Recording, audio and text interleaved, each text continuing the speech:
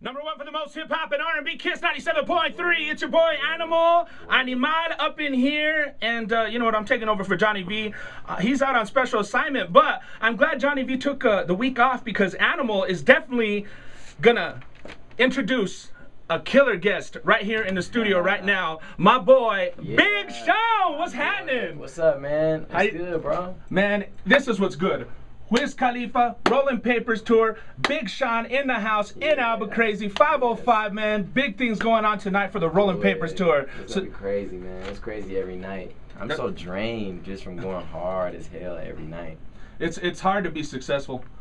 Yeah. you gotta work, man. You're busy, nonstop. BET Awards, you're all over. You were in Arizona last night. BET Awards, man. Yeah, man. We just played some Snoop. You were kicking it with Snoop at the BET, right? right? Just kicking it with Snoop, man. We was, kicking it, talking a lot, man. Snoop lived in Detroit for a while. I'm from Detroit. I know. Snoop was telling me how he lived in Detroit for some years and stuff. That's crazy, man. That he actually lived there, and he was like telling me about hoods and this, and he worked at the McDonald's on 8 Mile, and like, man, Snoop gets around, man. That's the homie right there. See, here we got a 9 Mile. Over there, there's 8 Mile, Eminem, and of course Snoop. Right, and then you're from 7 Mile out here. I'm from 7 Mile. 7 Mile. That's between 6 and 7 Mile. Yeah. That's cool, man. So, when did you first start rapping? How young were you, brother? I was about 12 years old, man. Damn. You know, back then I was rapping about abstinence, no sex, no drugs, and then I had sex and started doing drugs. And my life changed.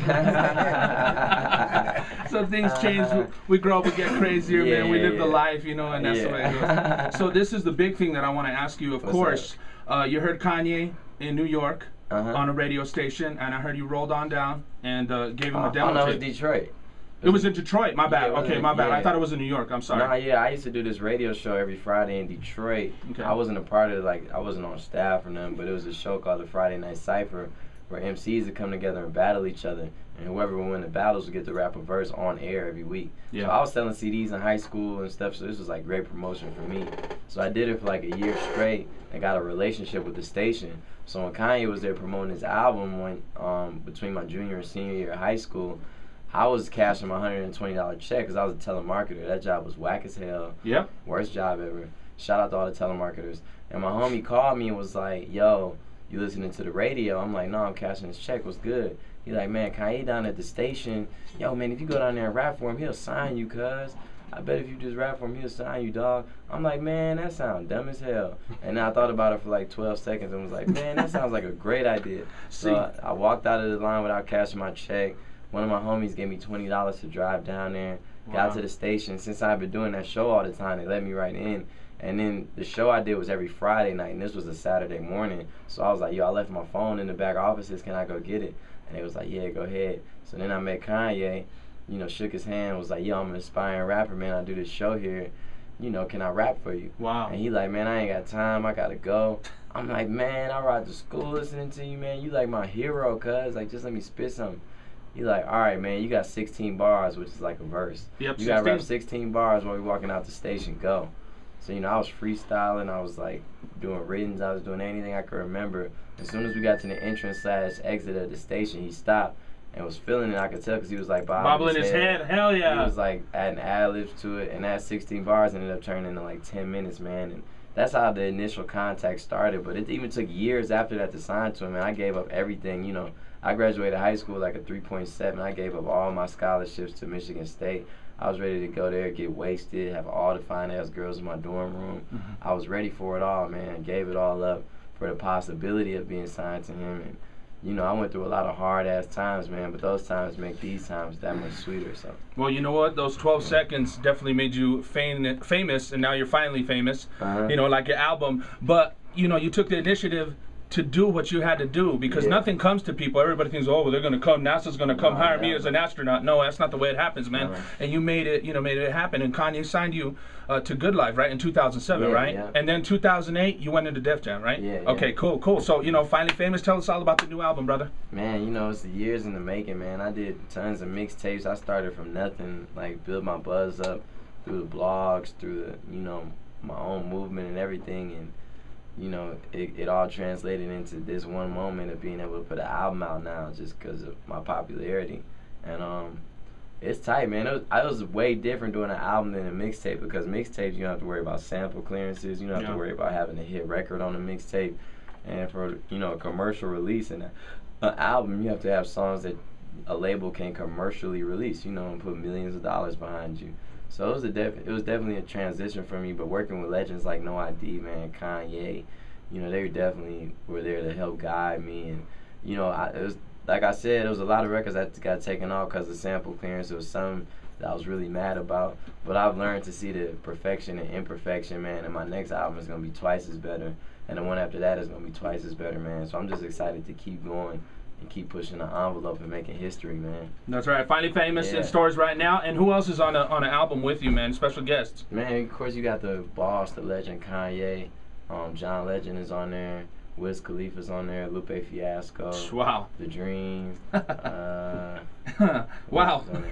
I'm already convinced, Wiz Khalifa, man. Yeah. And Kanye. I'm already, you know. But as you, as a rapper, you know, this is the thing. You guys got to see him tonight, man. He's going to be the Wiz Khalifa Rolling Papers Tour Convention Center. It's going down tonight. Make sure you get on out there, man, because Big Sean is definitely going to rip it up, man. What you got going on for the show tonight? Man, just something crazy. You got to just come see, man. Just having fun. You know what? Pure fun, man. This is Animal was in here, and I go, man, you know, Greg and DJ Lopez were getting ready to go see you, you know, go kick it with you, and I go, man, I'm not gonna meet Big Sean. He walks through the door, I'm like, Big Sean, what's happening, man? So he's gonna be out at the Cricket with DJ Lopez. If you want to meet Big Sean, he's a great guy, man. If you don't mind me asking, how old are you, brother? You look really young. 23. 20, yep. Yeah. Man, I remember when I was 23 a year ago, but you know, just kidding, man. So you know, as far as up and coming things, what you got coming up, man? Besides, you know, just tonight's concert, you guys still touring for a while, but what else? For like 7.5 more weeks, eight more weeks. This tour. You know, I also gonna, just because I'm doing an album, I'm never gonna stop putting out like free music too. I got mixtapes coming. You know, a lot of secret stuff about to popping off. I'm on Kelly Rowland's next single. Nice. So me and her gonna shoot a video for that. You know, you got the Marvin and Chardonnay video coming. You just got a whole bunch of stuff from me coming, man. And you know, whatever I feel like doing, I think I'm trying to do this cooking show as soon as I get off tour. Because I like to cook a lot of food and stuff like that. All right. Well, we're going to expect big things from Big Sean. Do it. All right, man. And you know what? We've met Chris Brown before. He's a good kid. And I want you to, you know, tell me all about this. I want to tell him one more time. The 25th anniversary Kiss concert continues tonight with Wiz Khalifa. Big Sean going to rip it up. They're going to shake Albuquerque, man. The ground going to be rolling. Rolling Papers tour tonight. Convention Center. Get your tickets, man, with Kiss 97.3. I want you to tell me about this track. I'm going to throw the Big Sean and Chris Brown my last on, so you tell me all about the track. It's crazy. No ID produced this track. He gave it to me, man, and when he gave me the track, the beat was about half as done as it is now. And I was like, yo, I'm not about to do this beat, man. I'm not about to do this track. It's soft. It's too soft and blah, blah, blah. He's like, look, man, you want to be a mixtape rapper? You want to be a rapper people could really party to, have fun to, have records that, you know, around the world make people feel good. I was like, you're right. So I went home. I wrote the song from front to back. I wrote all the choruses and bridges and everything, verses. And it originally was all me singing. Then I let Chris Brown hear it, my homie. And I wasn't sure about the song. And when I let him hear it, he went crazy. So that's how I knew it was going to be a big song. And I was like, yeah, you might as well hop on it, man. And, of course, Chris Brown sounded just a little bit better than I did. But, you know, here it is, man. I'm just playing. He sounded a lot better. But here it is, man. My last featuring Chris Brown. I do it, boy.